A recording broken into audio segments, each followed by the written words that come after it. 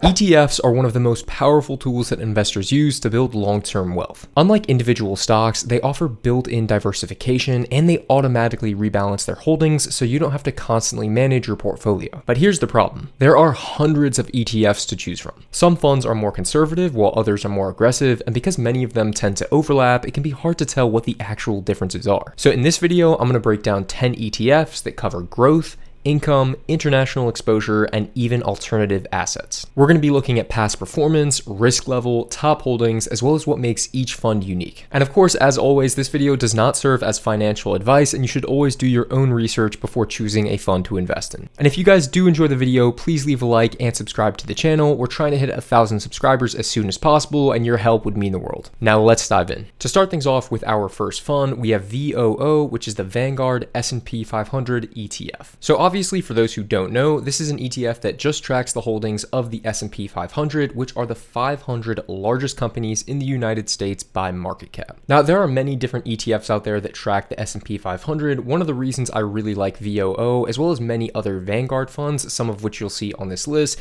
is because a lot of Vanguard ETFs tend to have very low expense ratios. As you can see, the expense ratio for VOO is 0.03%. This is essentially how much it costs to own this ETF. You can essentially equate the expense ratio to a fee that comes with owning the fund, and I usually like to look for expense ratios on ETFs that are below around 0.2%. So because VOO tracks the largest companies in the US, this is going to be a very tech-heavy fund at the moment because tech companies are the largest companies in the world and in the United States. So like many of the other funds on this list, you'll see some repeating companies. Nvidia is obviously at the top here, followed by Apple, Microsoft, Amazon, Google, and then we also have one financial company in here, which is going to be Berkshire Hathaway. Now, the S&P 500 has historically performed very well since its inception, typically returning anywhere from 8 to 10% annually. However, for the past 15 to 20 years, it's done even better than that, usually returning over 12%. Over the last 10 years exactly, VOO has returned a whopping 15.5% per year. Now, those higher returns can come with some risk, and the annualized standard deviation over a 10-year period for VOO is going to be 15%. And for those who don't know, what that standard deviation means is really how much you could expect the price of the fund to fluctuate in any given year. Now, while historically the S&P 500 has performed really well, one thing you do want to keep in mind is that this fund isn't going to contain any small cap companies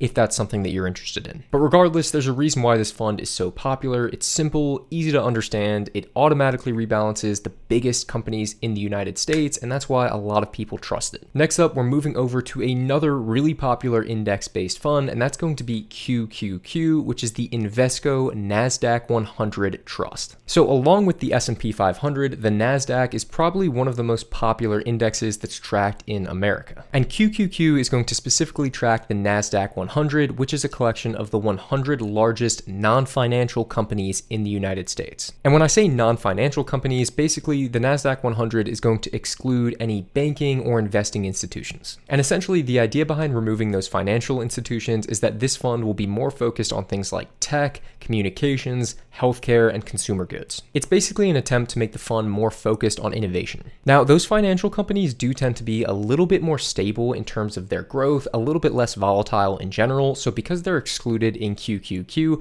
this fund is a lot more tech heavy, and because it's more tech heavy, that also means it's a little bit more volatile. Now, over the last 10 years, that has led to a higher annualized return, in this case over 20%, which is pretty shocking, but it has also led to a slightly higher annual standard deviation of around 18%. So if you're willing to stomach a little bit more volatility, it could be worth checking out QQQ over something like VOO. But some people don't like to just focus on the largest companies when choosing an ETF, and that's why I've included VTI, which is the Vanguard Total Stock Market Index Fund. Now, when you look at the top 10 holdings for VTI, it's going to seem like you're getting deja vu looking at the top 10 holdings for VOO, just because these companies are weighted by market cap in terms of their inclusion in these funds. So Nvidia, Apple, Microsoft, Google, because they're the largest companies in the US, they're still going to have the most representation in VTI. But unlike VOO, which only tracks those top 500 companies, with VTI, you're going to get access to over 3,500 companies in their total holdings. Now, obviously, those smaller companies are going to be less represented because they have smaller market caps, but if you do want to have one ETF that covers basically the entire stock market in the United States,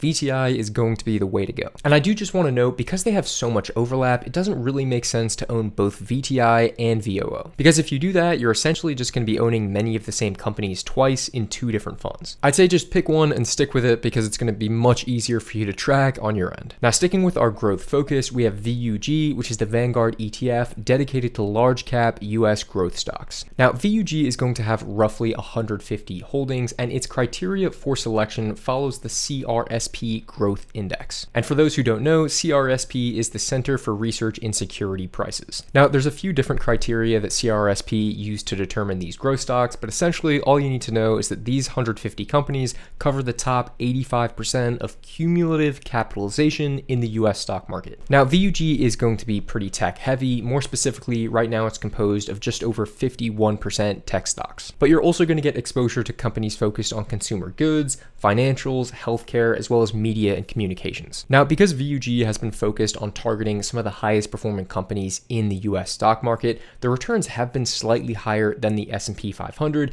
We can see the 10-year annualized is closer to 18% compared to the 15% you're getting with VOO. But similar to QQQ, because this fund is targeting a smaller amount of high growth companies, there's also going to be more volatility associated with this ETF. So the dips you may get with a fund like VUG may be a little bit more pronounced or sharp than the dips you'd have in VOO or VTI. Now, if you want a fund that's even more focused on the top performers in the US stock market, you can look towards MGK, which is the Vanguard Mega Cap Growth ETF. Now, where VUG was holding the top 150 growth stocks in the US, MGK is only holding the top 60 companies. Now, in terms of how the companies for MGK are selected, it's still going to be tracked through CRSP. They're going to be looking at all the companies that cover the top 70% of cumulative capitalization in the stock market. Now, this is another very concentrated ETF because it does only contain those 60 companies, and you're also going to have a ton of overlap in this fund with both VUG and QQQ. So it may make the most sense to just look at the selection criteria for each of those funds and then choose whichever one fits your risk profile the best. Now, I'm sure many of you have been waiting for some more diversification in this list, and here it is with the all-world ETF in VXUS. Now, this fund is going to give you broad international exposure to over 8,000 companies outside of the United States. And I'm sure you'll see a few familiar names just looking through the top 10 holdings. We have Taiwan Semiconductor at number 1, we have Dutch giant ASML at number 2, and we also have some other big names like Samsung, Alibaba, HSBC, and AstraZeneca. Now, it's no surprise to anyone who's been tracking the performance of these international funds that over the past 10 years, they haven't been quite as strong as US-based ETFs. But that being said, past performance is never a guaranteed indicator of future results. And because this fund has diversified holdings in countries all across the globe, I do think that gives you a slightly lower risk profile than funds that are entirely based in the United States. So although this fund has underperformed US markets in recent years, it could be smart to include if you do want to have more international exposure. Now, our next ETF is SCHD, and it is the Schwab Dividend Equity ETF, and the way it's primarily different from what we've covered so far is that this ETF is not just growth focused. Because as is the case with any dividend-based ETF, the purpose of this fund is also to generate income on a regular basis. And how this fund is able to help generate income for you regularly is by including 100 dividend-paying companies within the US. So when you look at the top 10 holdings for SCHD, you're going to immediately see some big differences compared to the other funds we've looked at so far. Right away, you can see it's not very tech-focused because tech companies don't tend to give out much in the way of dividends. Instead, you see a lot of older corporations, many in the consumer goods space and defense space. So we see companies like Lockheed Martin, Texas Instruments, as well as Coca-Cola and Home Depot. Now, one reason why a lot of people may tend to stay away from these dividend-based ETFs is because from a growth perspective, on an annual basis, their returns just aren't as high as many other ETFs available. Now, the companies in this fund are tracked based on the Dow Jones Dividend 100 Index, which tracks not just the dividend performance, but also the overall performance of these companies. And the annual performance has actually been really impressive with this ETF. When you take a step back and look at the 10-year annualized return, we're seeing over 12%, which is really good for a dividend-based ETF. Now, the actual dividend yield that's paid out on a quarterly basis is going to fluctuate as the holdings may change, but as of right now, it's tracking at 3.5%. So if you want to look at the actual overall performance of this fund, you could actually add on that 3.5% to the annualized return, and when you do that, you're looking at between 15 and 16% returns annually. immediately. You can actually get a really similar payout to a high yield savings account with this fund, and then you may also have the opportunity to get some accumulated growth over time. So while you may sacrifice a little bit of long-term growth with this ETF,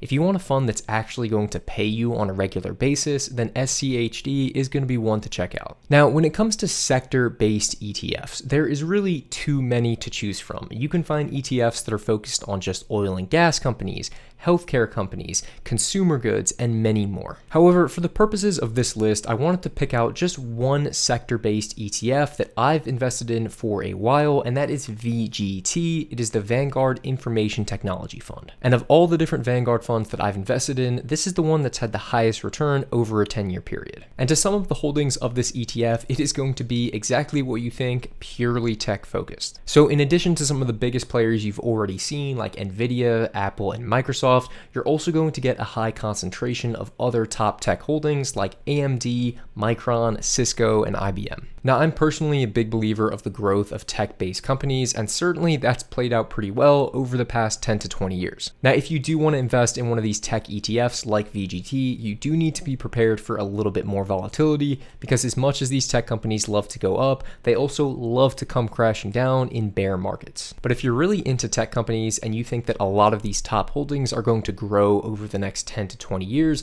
then VGT is going to be a good option as long as you're willing to stomach the volatility. Now, by this point, we've covered ETFs that basically hold almost any company in the entire world. But what if you want something a little bit different? And if you want something a bit different, and more specifically a bit more simple, you can check out IAUM, which is the iShares Gold Trust. And just as you would expect, this ETF tracks the spot price of gold. Now, gold is actually pretty controversial when it comes to investing. Some people turn their nose up at it, while others think it's really the best thing to be invested in. I don't necessarily have a strong opinion on it one way or the other. A lot of people like to buy gold as a way to hedge against inflation, and because gold doesn't necessarily correlate to the price of stocks. Now, obviously, one thing that's really nice about buying IAUM is that you can get that exposure to gold without having to worry about having actual physical gold. Now, for quite a few years between around 2010 to 2020, the price of gold was actually holding steady, if not slightly underperforming. But over the last couple years, gold has seen a meteoric rise, capping a 3-year annualized return of 35%.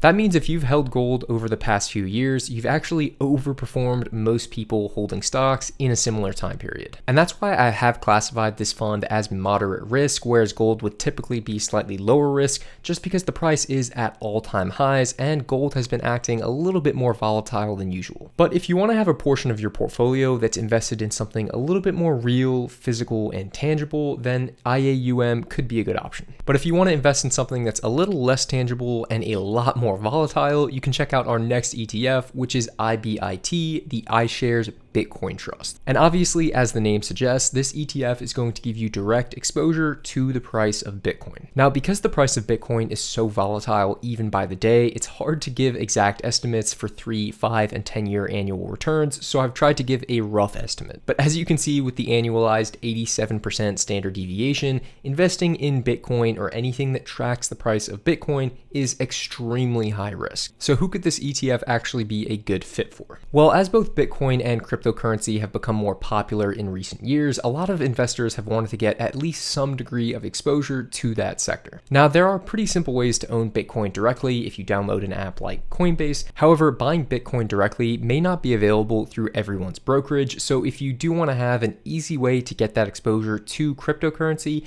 buying IBIT is going to be one of your easiest ways to do that. I actually own a small portion of IBIT within my Roth IRA just to get some long-term exposure to cryptocurrency and slightly diversify my portfolio. I think all that can be said about investing in anything related to Bitcoin is that it's good when it's good and it sucks when it sucks. And guys, that is going to do it for this video. If you guys have enjoyed, please leave a like on the video and subscribe to the channel. It means the world. And if there's any ETFs you really like that I didn't mention, please leave them in the comments below. Thanks again for watching, and I will see you in the next video.